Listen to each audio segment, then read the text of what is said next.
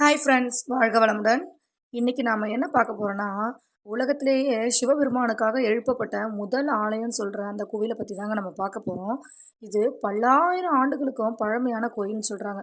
என்ன கோயில்னு பார்க்குறீங்களா? அதோட பெயர் வந்து மங்களநாத சுவாமி கோயில். என்ன இது கேள்விப்படாத பேரா இருக்கு. ஆனா பழமையான கோயில், உலகத்திலேயே முதல் சிவன் கோயில் அப்படின்னு சொல்லப்படுதுன்னு பார்க்குறீங்களா?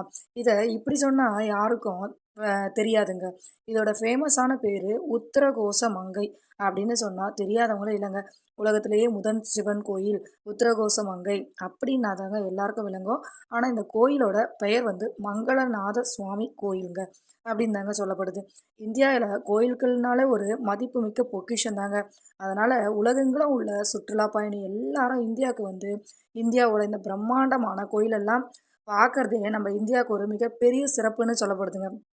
ஆனா, இந்த மாதிரி இந்த இந்தியால பல சிறப்பு வாய்ந்த கோயில்கள் இருக்க போதுல, இதுல நாம பார்க்க போற இந்த சிவபெருமானுக்காகவே தோன்றிய முதல் கோயில், இது வந்து உத்தரகோசமங்கை கோயில். இதுல என்ன சொல்றாங்கன்னா, நடராஜர் வந்து தோன்றிய முதல் நடராஜர் தோன்றிய ஊர்னும் இந்த இந்த கோயிலோட சிறப்புல சொல்றாங்கங்க. நமக்கு தெரியாத நிறைய விஷயங்கள தெரிஞ்சுக்கலாங்க. உலகத்துல உள்ள பல்வேறு ரிஷிகள், முனிவர்கள் எல்லாரும் வந்து வாசம் செய்த தலனும் நம்ம எல்லாருமே சிவன் பக்தர் எல்லாருமே சொல்லக்கூடிய ஒரு வாக்கியங்க.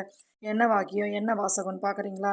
அதாங்க, "தென்னாட்டுடைய சிவனே போற்றி, எந்நாட்டவர்க்கும் இறைவா போற்றி." இந்த வாக்கியத்த சிவன் பக்தர்கள் சொல்லாம இருக்க போறதே இல்லங்க.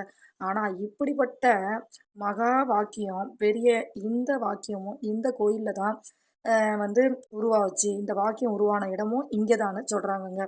இப்படி நிறைய விஷயங்கள் நமக்கு தெரியாது இங்க புதஞ்சிருக்குங்க.